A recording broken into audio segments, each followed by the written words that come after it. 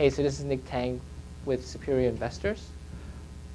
I got a question here, and so I'm just going to read it, and then I'm going to do an answer.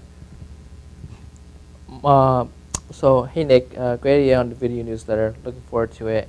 My question is, I know that you fix and flip in Newark, New Jersey, and I'm curious on how that works given that Newark's crime problems. Who are your buyers, and how long does it take typically to flip the place? Okay, so that's a great question.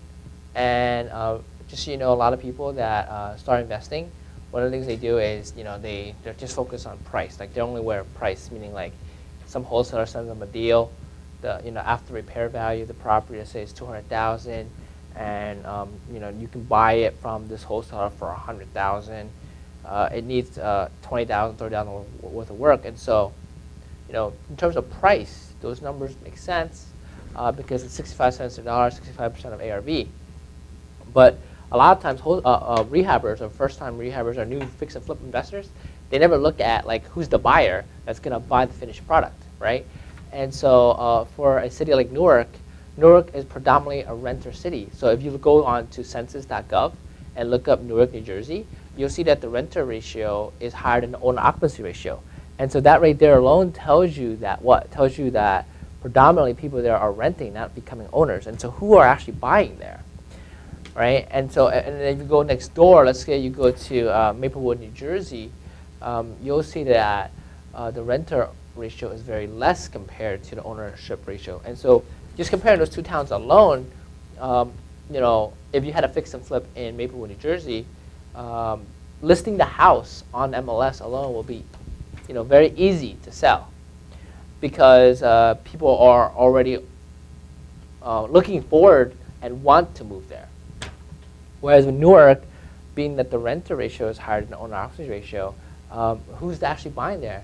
And so what I've come to learn flipping houses, in what's called a C market versus an A market. So Maplewood is A because the income is high and all this stuff.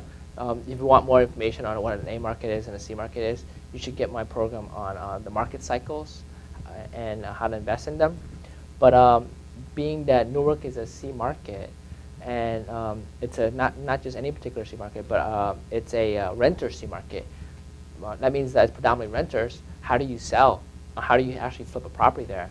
And what I can tell you is that the people that actually flip properties, single families particularly, in Newark, they know exactly what they're doing. What that means is that they're buying it, well below market value, well below 65 cents a dollar, fixing it up for well below, 65 cents a dollar with rehab.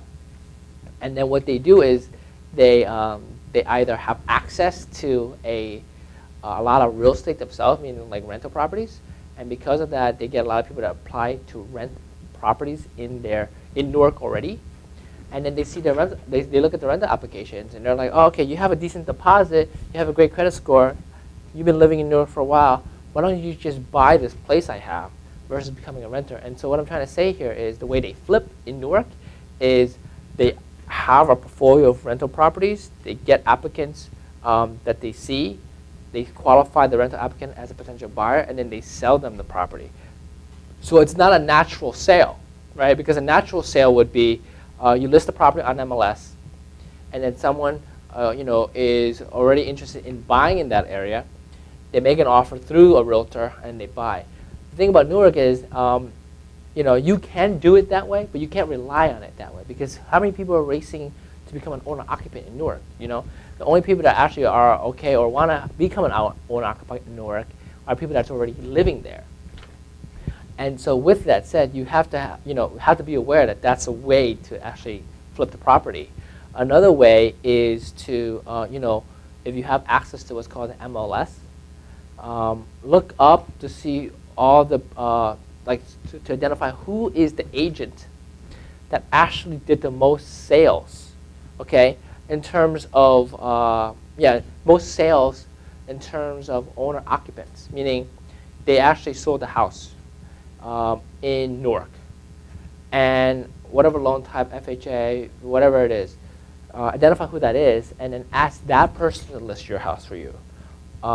Because that person already knows how to either get this type of buyer, or they might manage a lot of rentals for somebody else, and because of that, they run into these type of buyers, and they can then do the sale for you.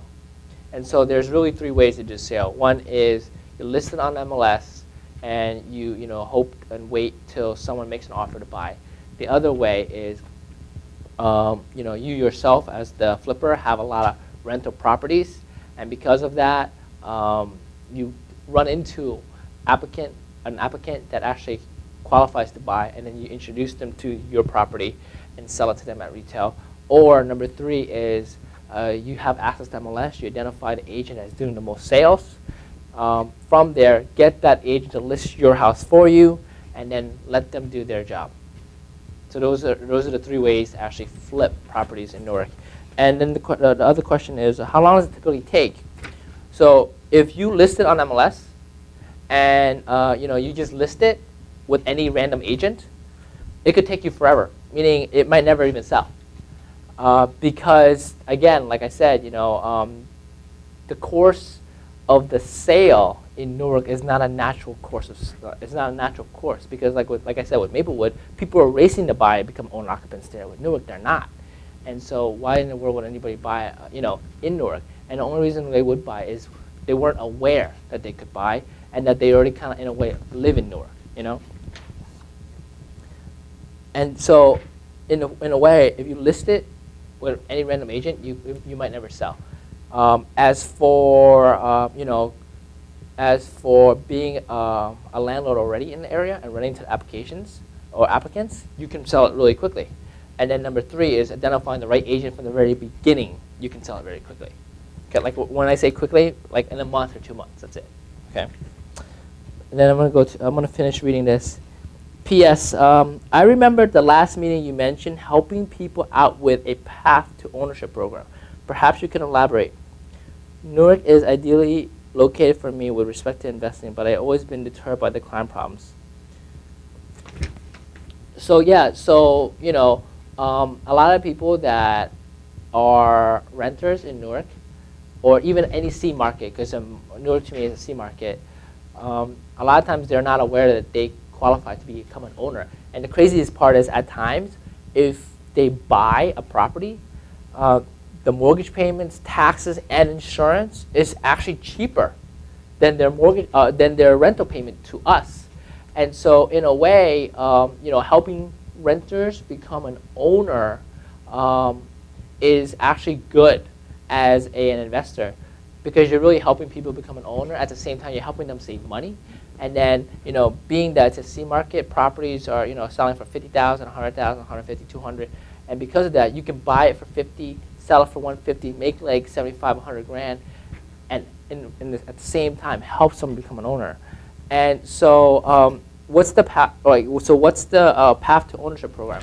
So what it is pretty much like. So I have a friend that I work with in Philadelphia where we have events where we educate renters that qualify, and we tell them, look, hey, you guys have great credit, great income.